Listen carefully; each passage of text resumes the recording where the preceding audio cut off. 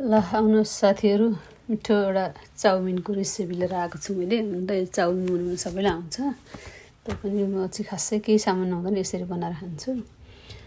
तेल हाल्ने, यसरी प्याज चाहिँ म चाहिँ हाल्छु चाउमिनमा। सब कसैले प्याज चाहिँ हाल्दा रहन्छन् होइन, मलाई चाहिँ प्याज मनपर्छ।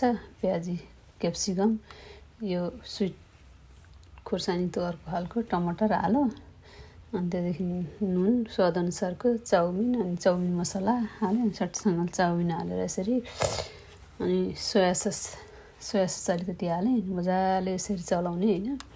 अन्त चाउमिन बनाउनु नआउँदा कोही छैन र पनि अब घरमा सामान केही नहुँदा होइन, छिटो मिठो तरिकाले धनियाँ यसरी काटेर सर माथिबाट हाला। हेर्नु न कति मिठो छ, हेर्दै खाउँ खाउँ लाग्ने खालको। अनि यसरी मासु खानेलाई चाहिँ यसरी मासु, यो चाहिँ चिकन फ्राई गरेको होइन, म चाहिँ खाँदिनँ नि, त्यही भएर त्यहाँ नमिसाएको। खानेलाई त एकै ठाउँ मिसाएर फ्राई गर्दा पनि हुन्छ, फ्राई गरिसकेपछि यता मिसाउँदा पनि हुन्छ चाउमिनमा। ल हेर्नुहोस्, आउनुहोस् हजुर पनि बनाएर खानु। धन्यवाद।